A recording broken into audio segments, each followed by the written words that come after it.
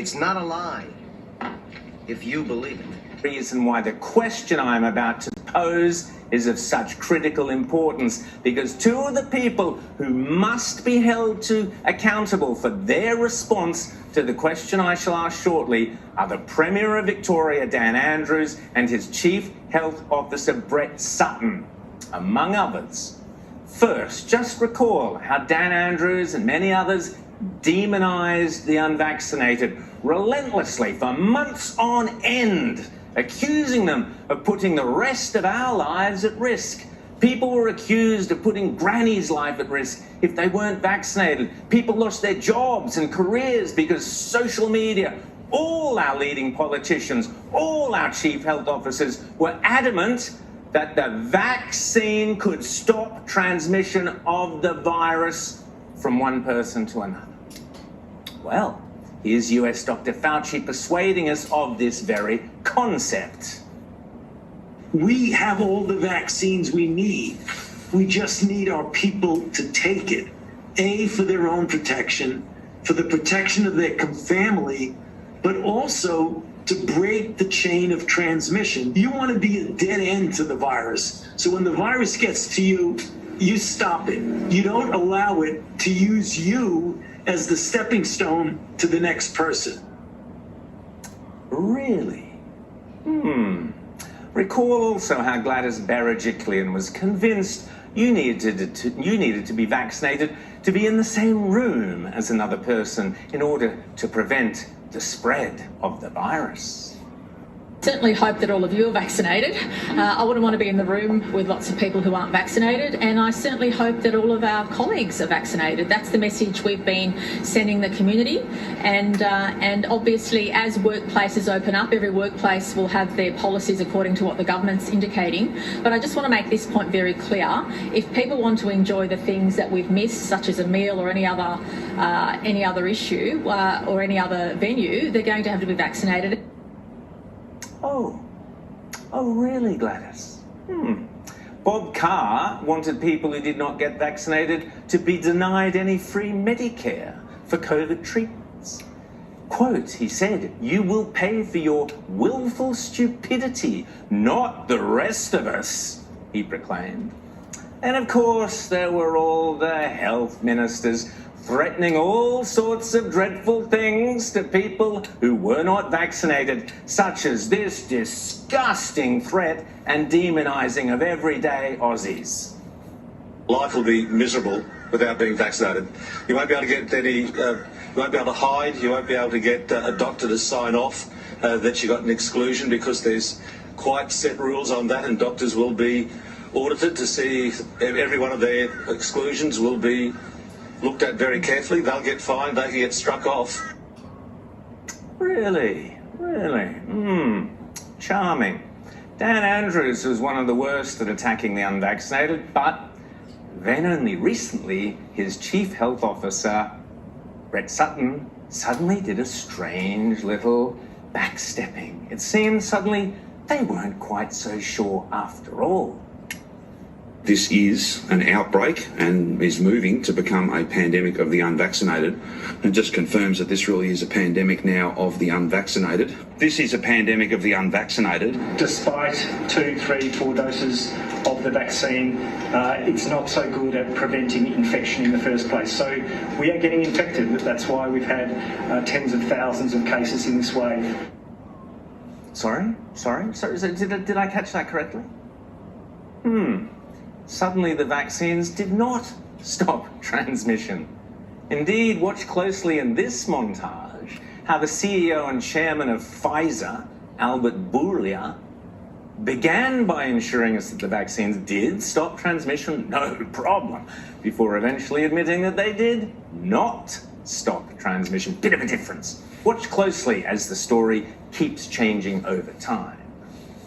There are a lot of indications right now that are telling us that there is a protection against transmission of it. There is no variant that we have identified that escapes the protection of our vaccine. COVID to come now with a treatment of 90% effectiveness, personally makes me very proud about it. And we know that the 2 doses of the vaccine offer very limited protection, if any. the 3 doses with a booster, they offer reasonable protection. Again, it is necessary a 4th boost right now. The protection that you're getting from the 3rd, it is good enough, actually quite good for hospitalizations and deaths. It's not that good against infections, but doesn't last very long. Which brings me closer to my question. The scientific belief that the mRNA vaccines could stop the spread of the virus by preventing transmission was the essence of the entire mandatory vaccination program. The only reason for mandatory second shots, mandatory boosters, mandatory vaccine passports, and all the rest of it. Mandates that still exist in many places in this country today. All of which, by the way, I have opposed vehemently from before the first vaccines had even arrived in this country on principle. The principle of freedom of choice and freedom of movement that any genuine liberal or conservative politician should have held dear. What's more, it struck me that if the vaccines didn't actually stop the transmission or spread of the virus, as those in authority were claiming, then the only purpose the vaccines could possibly serve would be to protect the individual, in which case it was obviously entirely a matter for the individual and perhaps their doctor. Certainly not their employer or the shop down the road or the dobbing-in person next door to comment on. It would be up to the individual to decide whether or not to take the vaccine. Remember, if the vaccine did not stop transmission, then there was by definition no need for QR codes, no need for restricting access for businesses, no need for closed borders, no need for vaccinating children and babies, no need for vaccinating people who weren't at risk of getting ill from COVID, no need for closing down schools, no need for shunning people, no need for dividing families, no need for setting people against each other. All of which brings me to what happened yesterday in the European Parliament, when Rob Roos, a Dutch Conservative member of the European Union COVID Committee and Vice Chair of the European Conservatives and Reformist Group within the European Parliament, questioned Pfizer's President of International Developed Markets, Janine Small, in a COVID hearing in the European Parliament. Was the Pfizer COVID vaccine tested on stopping the transmission of the virus before it entered the market? If not, please say it clearly. If yes, are you willing to share the data with this committee?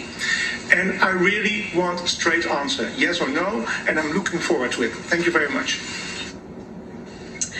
Regarding the question around, did we know about stopping immunisation before it's entered the market? No. We had to really move at the speed of science to really understand what is taking place in the market. This is scandalous. Millions of people worldwide felt forced to get vaccinated because of the myth that you do it for others. Now this turned out to be a cheap lie. This should be exposed.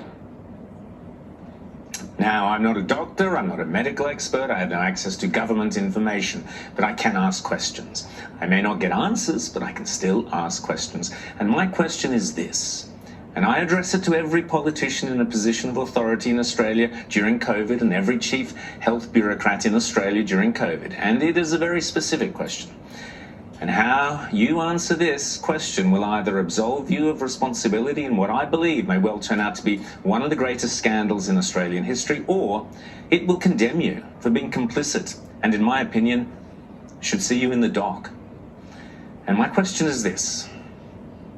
Upon whose advice, and please be specific and name the individual, not the organisation, upon whose advice did you base declarations that the COVID mRNA vaccines prevented transmission of the coronavirus from person to person? And what steps did you take to verify the data behind that advice? That's all a Royal Commission needs to ask any of them. Nothing for you.